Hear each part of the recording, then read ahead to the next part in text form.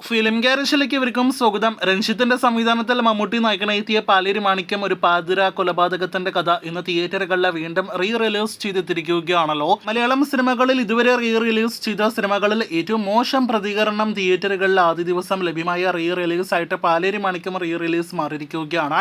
മമ്മൂട്ടി 3 വ്യത്യസ്ത വേഷങ്ങളിലെത്തിയ വേഷപ്പകർച്ച, ഭാവപ്പകർച്ച എന്നൊക്കെ സോഷ്യൽ മീഡിയയിൽ എഴുതിവിടുന്നവർ പോലും ഇതിനോടകം തന്നെ സിനിമ കാണാനായിട്ട് റിലീസ് പതിപ്പ് കാണാനായിട്ട് തിയേറ്ററുകളിലേക്ക് എത്തിയിട്ടില്ല എന്നാണ് സിനിമയുടെ പ്രീസെയിൽ കളക്ഷൻ ബുക്കിംഗ് സ്റ്റാറ്റസ് എല്ലാം തന്നെ നോക്കുമ്പോൾ വ്യക്തമാകുന്നത്.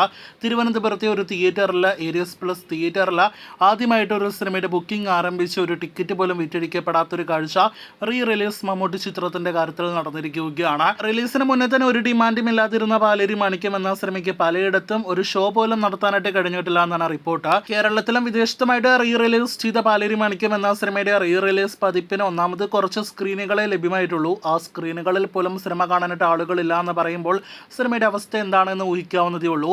സിനിമയുടെ പ്രീസെയിൽ റിപ്പോർട്ടിലേക്കെല്ലാം തന്നെ വരികയാണെങ്കിൽ വെറും ആയിരങ്ങളിലാണ് സിനിമയുടെ കളക്ഷൻ എന്നാണ് റിപ്പോർട്ട്. ബുക്കിംഗ് സ്റ്റാറ്റസ് നോക്കുകയാണെങ്കിൽ കൊച്ചി വിനിത തിയേറ്ററിൽ മാത്രം ഏകദേശം 50% ഒക്യുപ്പൻസി ഉണ്ട് എന്ന് പറയാം. ബാക്കി എല്ലായിടത്തും സിനിമയ്ക്ക് ഒരു തരത്തിലും മികച്ച ബുക്കിങ്ങോ അധികം ആളുകൾ തിയേറ്ററുകളിലേക്ക് എത്തുന്ന ഒരു കാഴ്ചയോ ഒന്നും തന്നെയില്ല. ആരാധകർ പോലും ഈ സിനിമയെ മറന്നിരിക്കുന്നു എന്നതാണ് നാം മനസ്സിലാക്കേണ്ടത്.